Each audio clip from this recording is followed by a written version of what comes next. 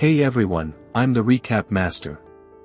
Today, I'll be recapping and explaining the 2024 psychological horror thriller movie Heretic. Sit back, relax, and beware, spoilers ahead. The movie begins with two friends, Sister Barnes and Sister Paxton, Mormon missionaries with contrasting personalities, Barnes, confident and assertive, and Paxton, reserved and timid.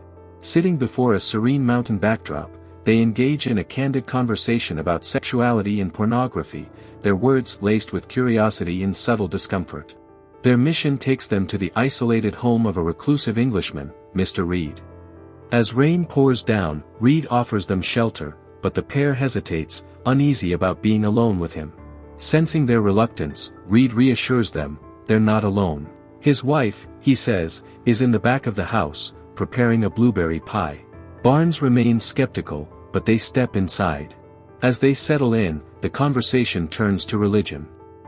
Reed begins probing with unsettling remarks about the Mormon faith and the nature of belief, his tone increasingly uncomfortable.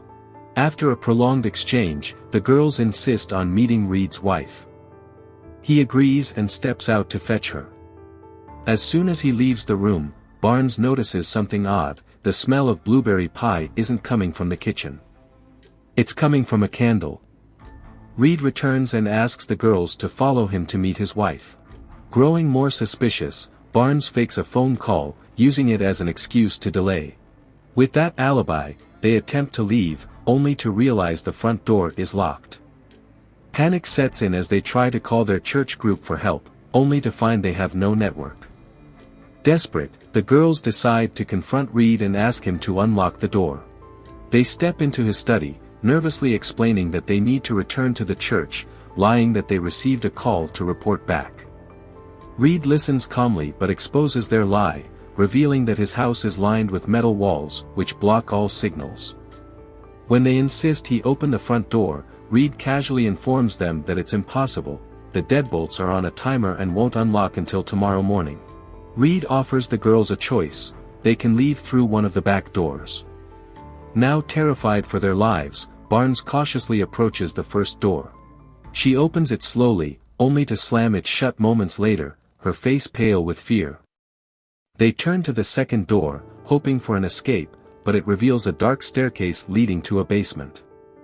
Elsewhere, at the church, Elder Kennedy grows increasingly concerned as he searches for the girls, their absence stretching longer than expected. Back at Reed's house, the girls plead with him to help them choose the right door and let them out. Instead of assisting, Reed launches into a chilling monologue about his religious beliefs. His tone grows darker as he argues that all monotheistic religions are mere adaptations of one another, their sacred texts nothing more than ornamental relics. He compares religion to capitalistic games, endlessly replicated iterations of the same idea being told in different and diluted ways, making it lose its real value. Reed claims, with unnerving conviction, that he alone has discovered the one true religion. The girls remain calm, nodding politely as Reed continues his unsettling sermon. They flatter him, calling him intelligent and decent, but insist they really must leave. Reed, unfazed, offers them a final choice: two doors to exit the house, one marked belief, for those who still have faith in God, and the other, disbelief, for those who do not. Barnes, defiant, challenges several of Reed's claims before she and Paxton decide to enter the belief door. To their horror, they discover both doors lead to the same grim dungeon, a dark, windowless room locked on all sides, save for a single small, caged window. Barnes pulls out a letter opener she secretly took from Reed's study and hands it to Paxton, whispering instructions. When she gives the signal, Paxton must stab Reed. After some time, Reed sends decrepit woman to the basement, carrying a blueberry pie. Reed declares her a prophet of God, claiming the girls will witness her resurrection. The woman eats the pie, then suddenly collapses, lifeless. Reed calmly reveals the pie was poisoned. Just then, Elder Kennedy arrives at the house, searching for the girls. The pair scream for help, but he doesn't hear them. He leaves after talking to Reed. Desperate, They manage to procure some matchsticks through the sill of the door and light one as a signal, only for it to be extinguished by the vomit of the decrepit woman, who suddenly rises from the dead. The woman, now reanimated, describes the afterlife in chilling detail, leaving Barnes and Paxton paralyzed with fear. Before they can act, Reed arrives, ruining their chance to signal the elder. He calmly takes the woman, his prophet, away. Reed then offers the girls a chance to see God, just like the prophet, if they are willing to die temporarily and be brought back to life. Barnes, however, rejects the prophet's description of the afterlife. She points out its eerie similarity to hallucinations she experienced as a child during a near-death encounter with E. coli poisoning, which had killed 50 others after they ate spoiled Taco Bell. While keeping Reed distracted with her talk, Barnes discreetly signals Paxton to attack. But before Paxton can move, Reed suddenly slashes Barnes, leaving her wounded. Paxton, shattered and sobbing, makes a desperate attempt to flee but fails. Reed calmly assures her that Barnes will come back to life. As Barnes bleeds out, Reed removes a small metal object from her arm, claiming it to be a microchip. He declares this as proof that Barnes was never real. She is just a program, and her failure to return to life confirms that the world is nothing more than a simulation. Reed then turns his focus to Paxton, trying to convince her to die temporarily so he can prove she can be brought back to life by him because she is real and not a program like Barnes. Paxton, however, challenges him. She calmly identifies the object as a contraceptive implant and, with quiet defiance, tells Reed that she doesn't believe in his hypothesis. Paxton continues to challenge Reed, dismissing the prophet's magic. She accuses him of orchestrating a trick. While the girls were distracted by Elder Kennedy's arrival, a second woman swapped the prophet's corpse and took her place to deliver the scripted description of the afterlife, slipping in an unplanned comment, "It's not real."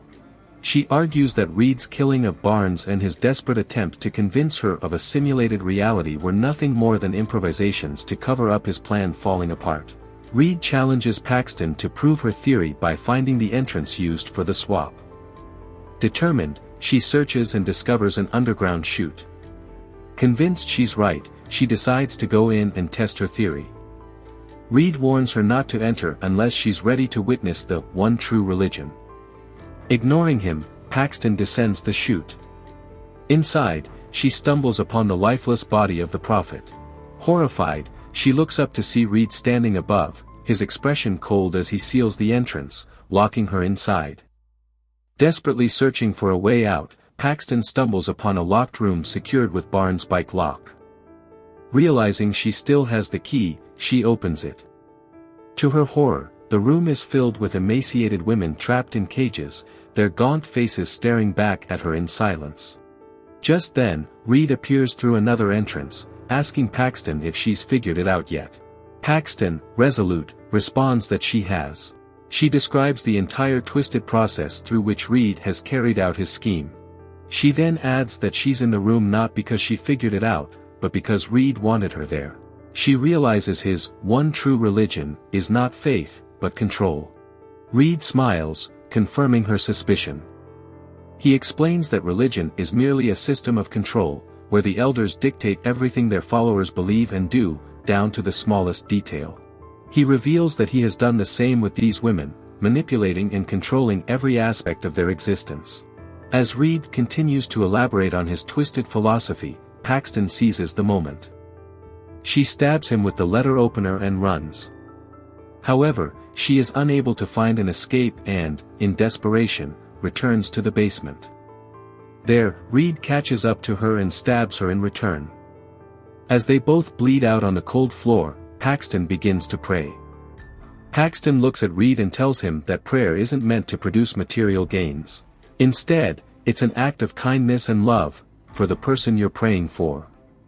As Paxton prays, Reed crawls toward her, preparing to finish her off. Suddenly, Barnes, either still alive or briefly resurrected in answer to Paxton's prayer, appears and strikes Reed with a plank of wood, killing him. Barnes collapses once more, leaving Paxton in shock. Paxton manages to climb out through a small window and into the snowy landscape. As she catches her breath, a butterfly lands gently on her hand.